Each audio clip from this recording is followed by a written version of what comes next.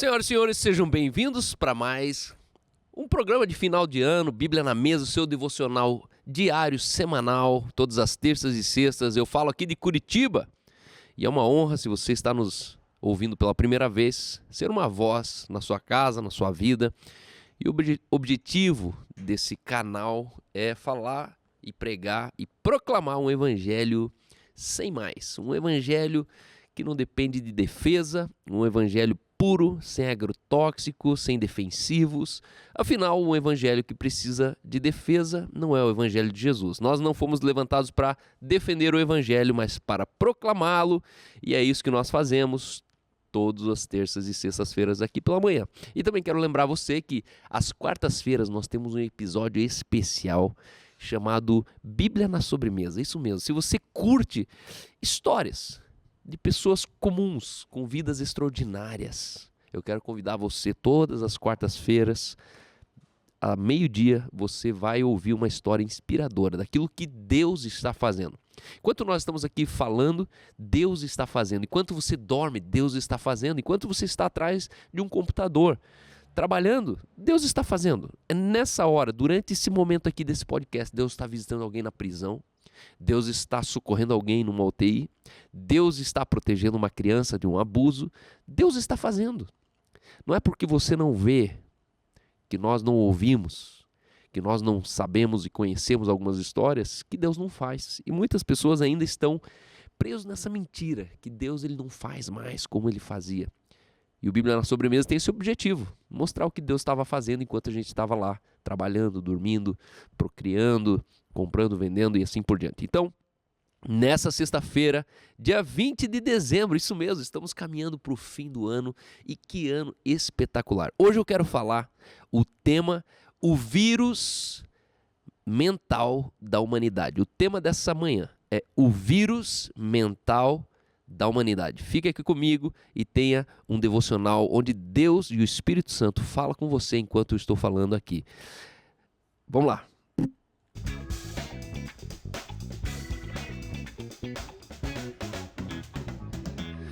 Muito bem, nessa manhã eu quero falar sobre o tópico pobreza.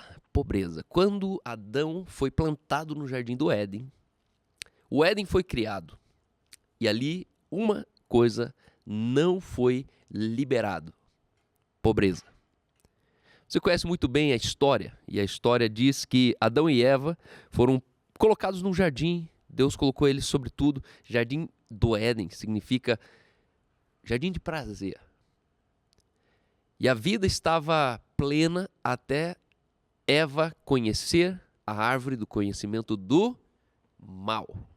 Deus falou assim, ó, no jardim tem uma árvore ali que se você consumir, se você tocar, se você se relacionar com essa árvore, você vai conhecer aquilo que você não foi desenhado para conhecer. O grande problema não foi a desobediência de Eva. O grande problema foi a consequência do que Deus estava dizendo, ó. Não toque naquela árvore do conhecimento do bem e do mal, porque certamente morrereis. Do pó você veio, do pó você voltará. E talvez a humanidade pense que Deus ele puniu Adão e Eva porque desobedeceu de comer uma fruta. Mas não foi isso. A própria consequência foi o próprio ato. O ato foi a própria consequência. Existia ali o conhecimento do mal. O discernimento entre o bem e o mal. E não é o mal com U, não é o mal da violência, não é o mal da guerra, não é o mal da fome. Não, é o mal do L. E o mal do L ali vem da origem penes ponos poneros. Mal significa miséria, maldade e enfermidade. Três coisas que o ser humano não foi criado, desenhado para se relacionar. Então, enquanto a Eva ela não acessou aquele baú de desgraça, ela não conheceu o mal, a vida era eterna, perpétua. A vida era plena. Deus ele criou o homem para desfrutar de prazer eterno. Então Eva conhece o mal e ali entra no mundo pobreza. Pobreza significa miséria. Não existia miséria. Isso significa que pobreza é um pecado. Pobreza foi o pecado. O pecado de Eva não foi ter desobedecido a Deus, o pecado de Eva foi se relacionar com a pobreza. E hoje um dos pecados mais cultivados pela religião se chama pobreza. E nessa manhã eu quero te lembrar que se você é crente e é pobre, tem alguma coisa errada. Cal, mas daí você deu uma pedrada muito forte, Cal. Tá louco? Mais de 50%, 70% dos crentes são pobres. Pois é, isso tem algum problema. Porque na igreja apostólica, na primeira aparição, quando eles receberam o batismo do Espírito Santo, houve ali um fenômeno socioantropológico. E a Bíblia diz que na medida que alguém tinha necessidade, eles vendiam suas propriedades e tinham tudo em comum. À medida que ninguém passava necessidade. Então, se você é crente e pobre, eu lamento te dizer, provavelmente você está mal acompanhado na congregação, na igreja, na vizinhança que você está construindo. Porque talvez você pense, cara, eu sou pobre porque eu sou incapaz, eu não tive oportunidade, eu não sou herdeiro, eu não casei com um cara rico. Só que esse é o problema, que a comunidade dos fiéis, uma das marcas da comunhão é plenitude de vida e o compartilhar do pão. E o pão é eu assistir o meu semelhante, o meu irmão, nas suas necessidades. A Bíblia não manda a gente fazer caridade e suprir a pobreza de quem não é crente. Sabia disso? Tanto que quando o texto diz, eu tive fome e me deste de comer, eu não me deste de comer, tive sede e não me deste de beber, estava nu e você não me vestiu. E aí ele diz, mas quando você estava? E aí ele diz, quando você fizer a um dos meus pequeninos. E esse meus pequeninos está se referindo à comunidade da fé. Está falando daqueles que são renascidos, está falando daqueles, não está falando de um ser criado, da criatura. Entenda, não é função da igreja fazer uma obra social, que é função do Estado. A igreja de Cristo é a comunidade da comunhão perfeita. A função da igreja não é assistencialismo. A função da igreja não é ajudar o pobre, é desempobrecer o crente. A função da igreja não é ajudar o pobre, é desempobrecer o crente. Porque um pobre que continua pobre, ou ele não nasceu de novo, ou ele tem algum problema mental, que é o vírus da humanidade. Pobreza é o vírus que entrou na mentalidade do ser humano quando Eva pecou. Pobreza é o elemento essencial de toda desgraça. Pobreza é a origem de toda maldade, de toda miséria e de toda enfermidade. Quanto mais pobre eu sou, mais enfermo eu me torno. Calma, mas você quer dizer então que o rico ele não tem problema? Aqui eu quero chegar nesse ponto. Existe muito rico pobre e você pensa que ele é rico. Porque pobreza e riqueza não tem a ver com dinheiro. Pobreza e riqueza tem a ver com entendimento. Você é pobre na medida da sua ignorância. Nós somos pobres na medida daquilo que nós não conhecemos. Por isso que a sabedoria é o tesouro maior na terra. A sabedoria, ela vale mais do que tesouros, diamantes, riquezas, ouro, prata. Salomão disse, a sabedoria vale mais que ouro e prata. Por quê? Porque se nós tivéssemos ouro e prata, a gente se convenceria que a gente não era pobre. Mas é possível você estar muito pobre, tendo ouro, tendo prata, tendo tudo que você sonhou e continuar pobre. Porque pobreza não fala daquilo que você tem no banco ou não tem no banco. Pobreza fala daquilo que você tem na mente e não consegue se libertar disso. Pobreza é o vírus que está na sua mente, que você ainda não se libertou, mesmo que talvez você já é um herdeiro, talvez você mora em condomínio fechado, talvez você é tão pobre que a única coisa que você ainda tem é dinheiro. O vírus mental da humanidade, ele está sobre o humano, não está sobre quem tem menos dinheiro ou mais dinheiro. Todo ser humano precisa se livrar do vírus mental da pobreza. Pobreza é um afeto, é uma afeição mental. Não é uma circunstância confortável. Pobreza, riqueza não é onde você mora, mas é o que você fala. Pobreza, riqueza não é o que você come, mas é daquilo que você pensa. 1 Coríntios 4, 5 diz: porque em tudo fostes enriquecidos nele, em toda palavra e em todo conhecimento. Ele relaciona riqueza com palavra e conhecimento. Como que é possível alguém ser enriquecido em tudo? Paulo está dizendo que, na realidade, na nova criação, a primeira coisa que precisa acontecer na sua vida é um rompimento com a pobreza. Não é normal um crente continuar pobre. Sabia disso? Essa é a verdade que a maioria dos evangélicos brasileiros de crente, eles têm pouco, eles estão cheios de religião. Estão lotados de religião.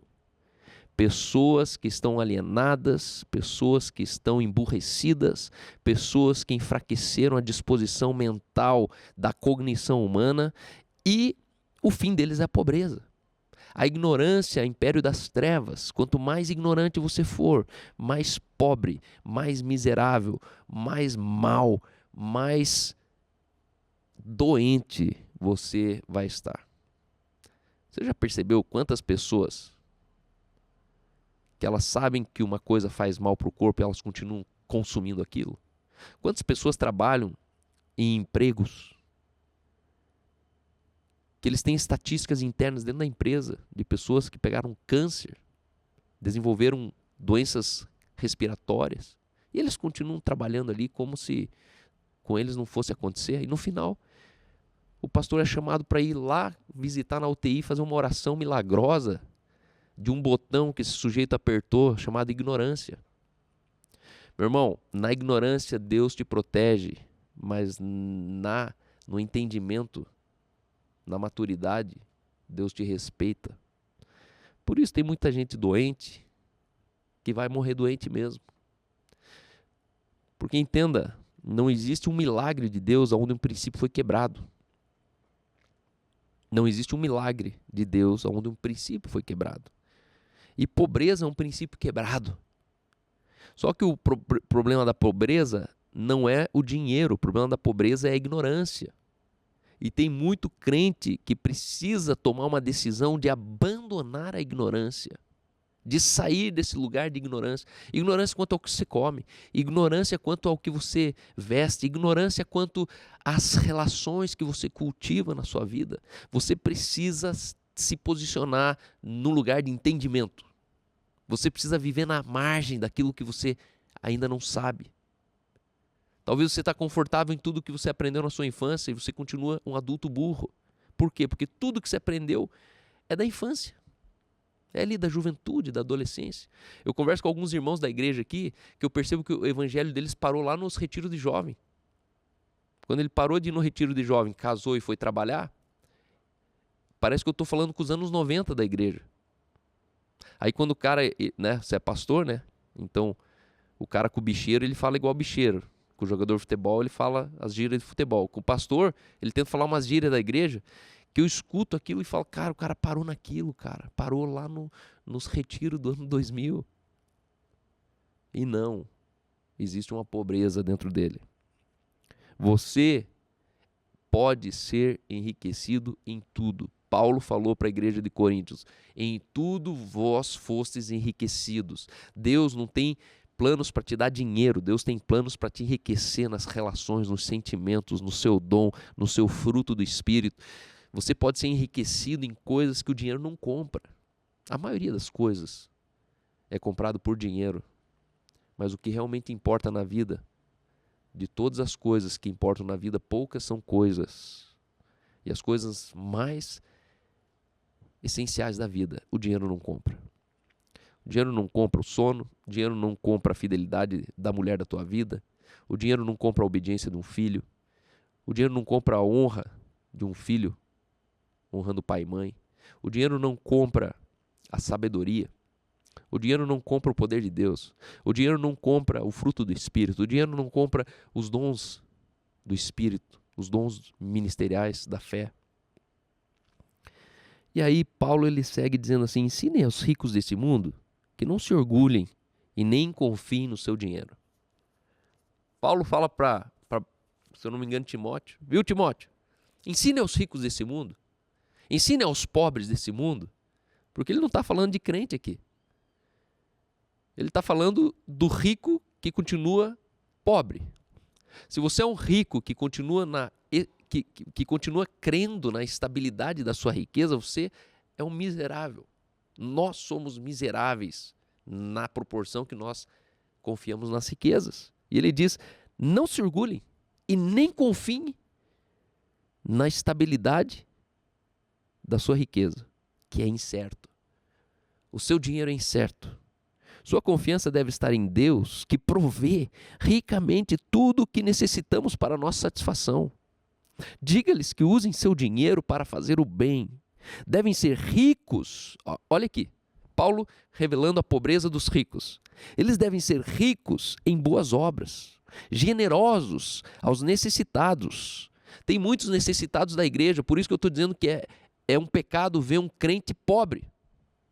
Por que existe tanto crente pobre se existe tanto crente? Tem alguma coisa muito errado. Existem muitos milhões de crentes ricos que, se eles obedecessem essa palavra, não haveria mais crente pobre sobre a terra. E ele não está falando aqui de necessitados na rua. A gente tem mais compaixão, coragem de doar para um miserável que está na rua do que pagar uma conta atrasada do irmão que está na igreja. E a gente tem que inverter isso logo. Paulo fala, você precisa primeiramente acudir os domésticos da fé. Meu irmão, se você não ajuda ninguém na sua comunidade de fé, não tente ajudar ninguém fora da comunidade da fé. Não seja hipócrita. É uma obra morta. Você pensa que está impressionando a Deus, mas Deus está falando, não. Você ajudou o cara errado, meu irmão. Calma, mas Deus não faz acepção de pessoas. Isso, Jesus também não. Judas chegou recriminando Jesus, falando, Maria está ali, gastando 1 ano de salário, jogando um perfume fora. Ele não fazia noção aos pés de quem que estava sendo ungido ali. Para ele estava jogando um perfume fora. E aí, sabe o que me choca? Que Jesus olha para Judas e fala, Judas, os pobres vocês terão consigo sempre. O dia que eu li esse texto, eu desencanei com os pobres. Eu não tenho problemas de remorso quando eu vejo uma pessoa pobre. Por quê? Porque Jesus também não tinha. Ser pobre é um direito de liberdade. Então, quando a gente tenta pregar uma igualdade social, a gente está tirando o direito de quem quer continuar pobre. Porque se você enriquecer o pobre, ele vai ficar chateado com você, porque isso dá trabalho. Acordar cedo, comer no horário e dormir cedo. A pobreza te leva a viver baseado no que você sente, não no que você sabe. Por isso que ele continua pobre, igual animal, igual bicho. Bicho vive no sentimento, porque ele não raciocina. Só que um ser humano que não raciocina, que não discerne, que não tem sabedoria, que não busca sabedoria, que não se empenha para alcançar sabedoria, vive igual bicho. E está tudo bem. Qual que é a tua culpa? Meu Deus, ele está passando frio, ele está passando fome. Pois é, ele apertou alguns botões para chegar ali. Você já percebeu que a maioria dos mendigos, o nome dele é Daniel, Ezequiel, Josias, Mateus. E você vai lá ver, 80% deles é filho de crente e tocava na igreja. E tem uma consequência lógica, porque o fim da pobreza é a sarjeta. A maioria deles, eles não são desfavoráveis. No século XXI, não. Aqui em Curitiba, a gente tem um programa da Fundação de Ação Social, onde todos os dias qualquer pobre, ele pode ir até um albergue da prefeitura. E ele tem todas as oportunidades que ele quiser para ser reinserido socialmente num programa de inclusão. Só que a verdade é que o governo não consegue erradicar a pobreza do vírus mental. O vírus é mental. As pessoas não são pobres pelo que elas não têm fora. Elas são pobres pelo que elas não se libertam de dentro. E aí Paulo está falando que diga para eles que eles usem seu dinheiro para fazer o bem. Devem ser ricos em boas obras e generosos com os necessitados, sempre prontos a repartir. Sempre prontos a repartir. Já viu que o rico da igreja ele se incomoda porque é sempre ele que tem que pagar para a galera? Cara, você devia glorificar Deus por isso. Você preferia ser aquele que recebe de um rico sendo pago na igreja? Desse modo, acumularão tesouros para si, como um alicerce firme para o futuro. Entenda, o que você coloca hoje no reino de Deus, ele conta como uma riqueza eterna, tesouros como um alicerce firme para o futuro, a fim de experimentarem a verdadeira vida. Ele começa falando, ensine os ricos. No final ele fala assim, que eles experimentem uma verdadeira vida. Por quê? Porque ser rico não é uma vida verdadeira. Meu irmão, desencana que ser rico e pobre fala da marca do seu carro. Porque o pobre ele se admira com as coisas. O rico ele não é possuído por nada. Ele pode ter jatinho, ele pode ter casa grande, ele pode ser isso.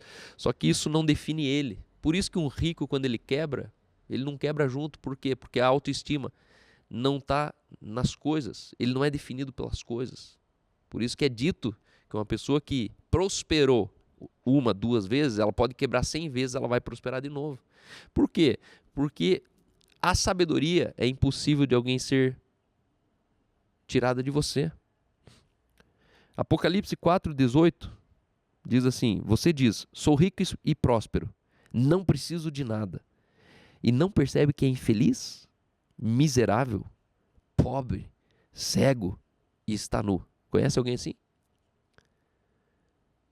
A maioria dos ricos que não nasceram de novo, certamente eles são essas pessoas. A riqueza não está em ter as coisas, a riqueza está em você matar o velho eu que nasceu com a pobreza.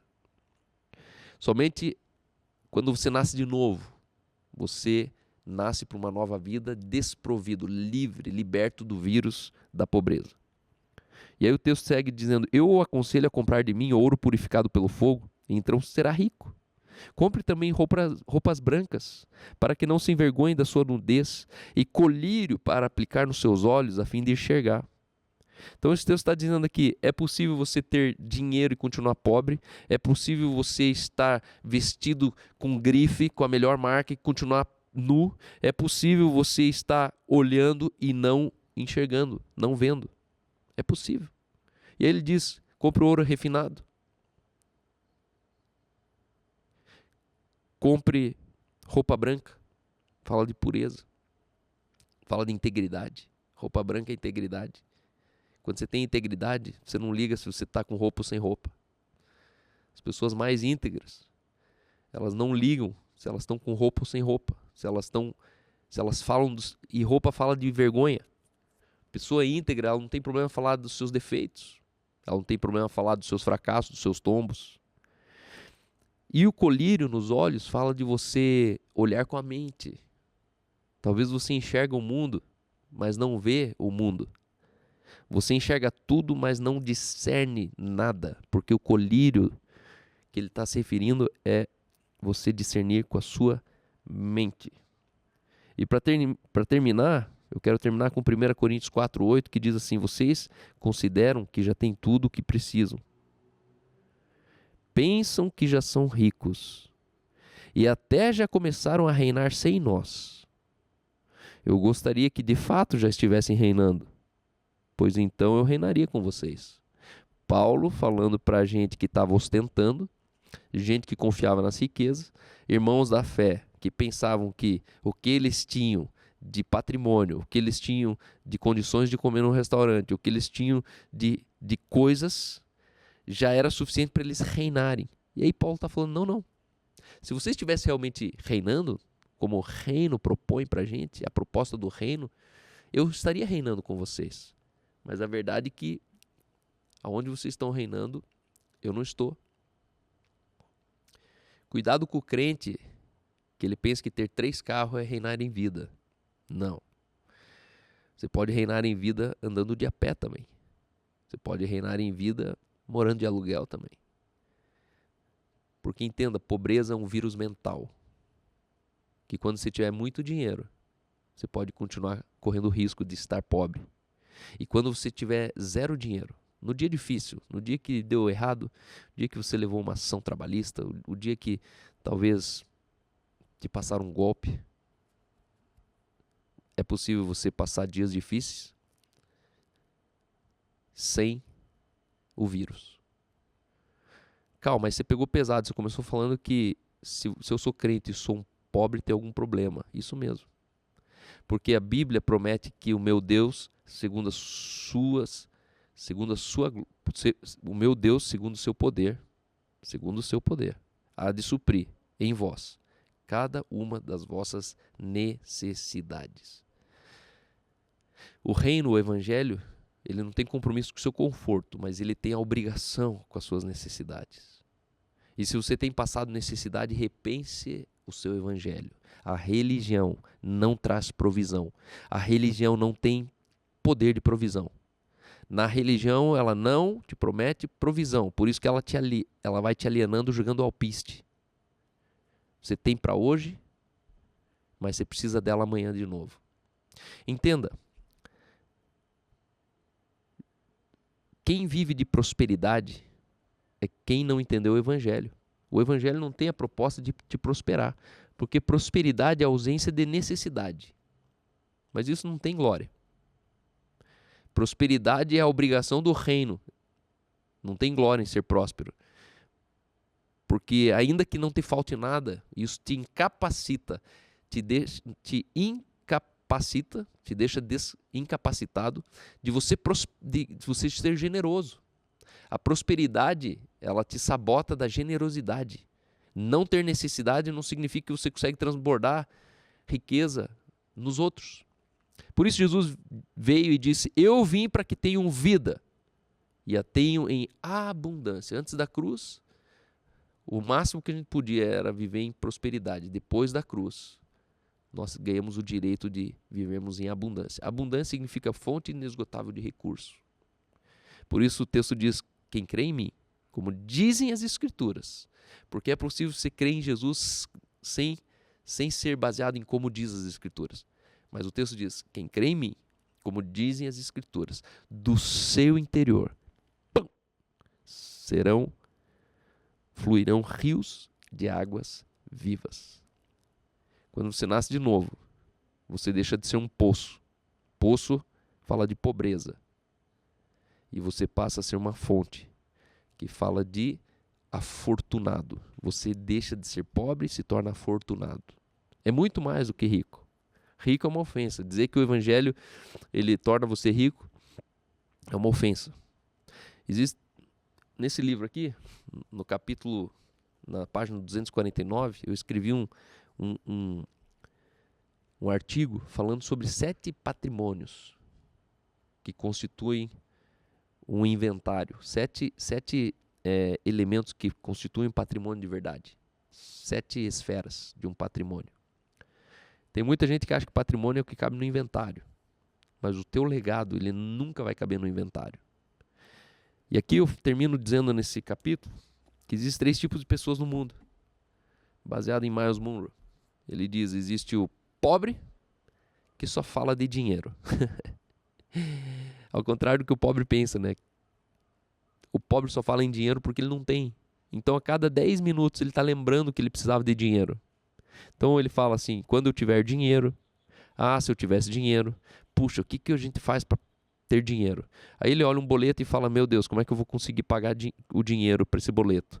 E no final ele está o dia inteiro sendo torturado, porque o dinheiro está na cabeça dele. Dinheiro é um assunto que não sai da cabeça do pobre, porque ele não tem.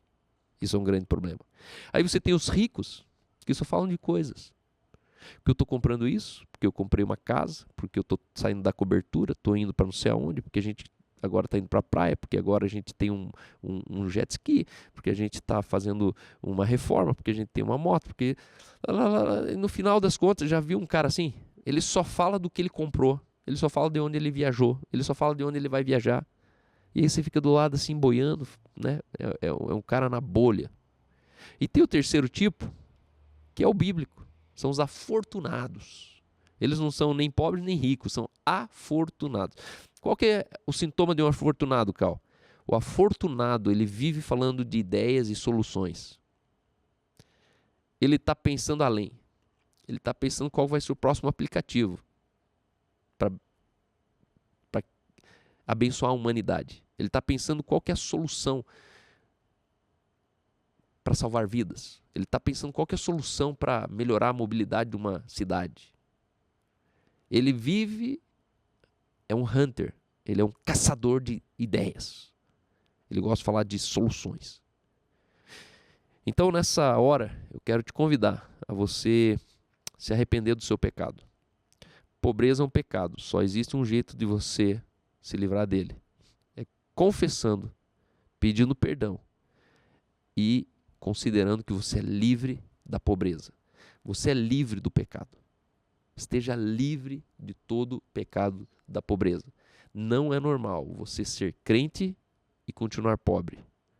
Jesus não tem a obrigação de te tornar um milionário, mas ele tem a obrigação de te dar vida eterna e vida plena. A proposta dele é vida e vida em abundância. Eu me lembro do irmão Joraci. O irmão Joraci foi um pedreiro contratado lá em casa.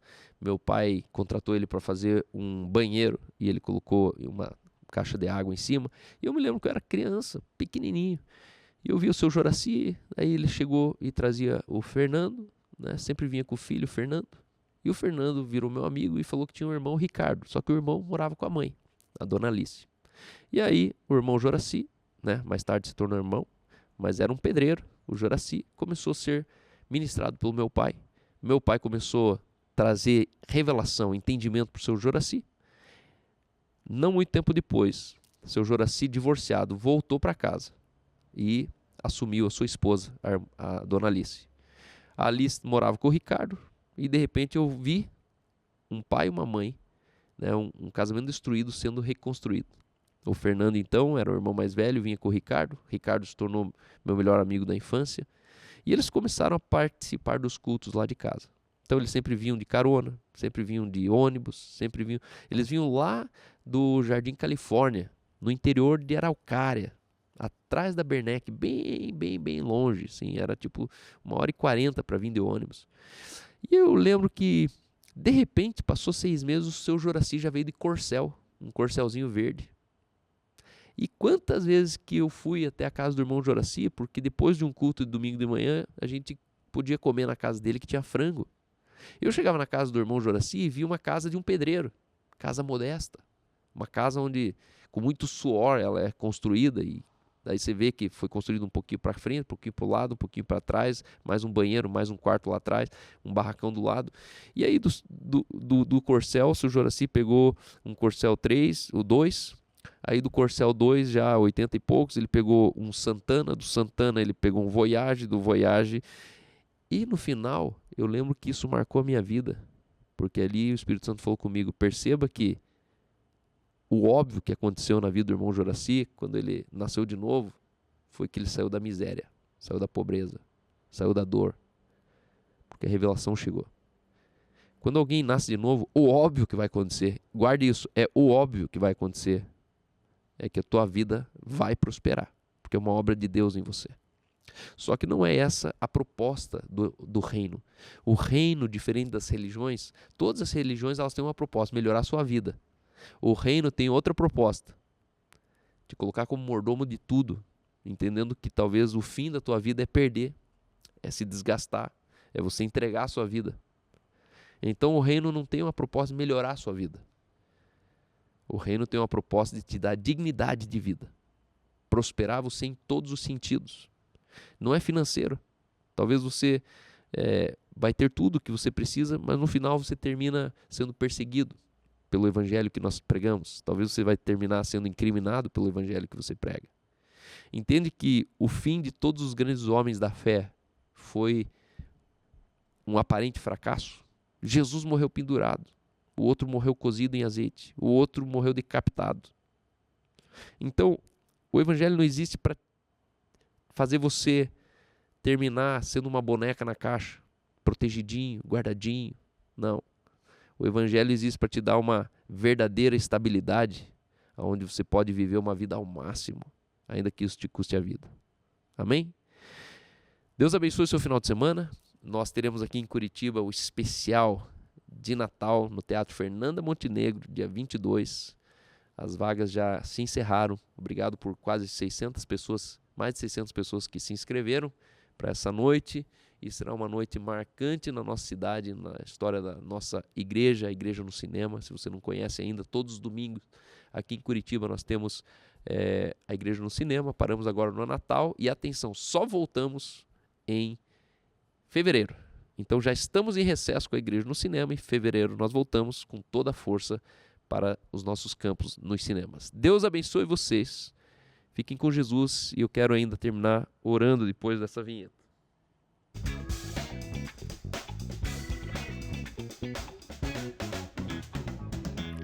Pai, obrigado por essa manhã, por essa tarde, por essa noite. Aquele que me assiste, que me ouve, eu declaro que aonde você estiver agora, dentro da academia, dentro do carro, dentro da guarita, dentro do metrô, em casa, caminhando, que você tenha uma visitação sobrenatural do Deus da tua salvação. Ele é a tua fonte, você está nele. Se você está nele, eu declaro que é impossível estar nele na pobreza. Por isso, o teu tempo de pobreza chegou no fim, eu profetizo isso. O tempo da escassez, o tempo onde havia um desespero no seu coração sobre o amanhã, chegou no fim. E eu quero profetizar um novo tempo de revelação, um tempo de sabedoria, visitação sobrenatural, daquele que te unge com sabedoria. Nessa hora, eu declaro batismo de sabedoria, dom de revelação. Tira-nos do império das trevas, da ignorância, de onde há pobreza, miséria, maldade, enfermidade, e nos leva para o reino da sua maravilhosa luz, a revelação. Eu declaro e profetizo que hoje, a partir de hoje, há um novo tempo de sabedoria na sua casa. E você será reconhecido como aquele que prosperou, livre de todo vírus mental. Eu declaro todo vírus mental da pobreza, pensamento de pobreza. Nós nos arrependemos, pedimos perdão. Eu peço perdão em nome dos meus irmãos. Todo sentimento de pobreza, vitimismo, essa pobreza que talvez nos dá a segurança que alguém vai cuidar de nós, nós renunciamos. E Deus, levanta essa igreja de homens generosos, mulheres prósperas, abundantes, pessoas muito ricas, que elas despejam na comunidade dos que creem dinheiro ao pé do apóstolo, da missão apostólica da igreja, que é suprir os santos em toda necessidade. Que a revelação da graça entre nós seja proporcional à ausência de necessitados, enfermos, ausência de miseráveis. Nos livra dos miseráveis da igreja. Que nenhum sentado na igreja permaneça miserável, para que o teu evangelho seja glorificado, em nome de Jesus. Amém, amém. Já me perdoem se a pedrada foi grande hoje, mas eu creio que essa é uma mensagem de Deus para a nossa geração. Divulgue isso aonde você conseguir. Deus abençoe e vamos para cima.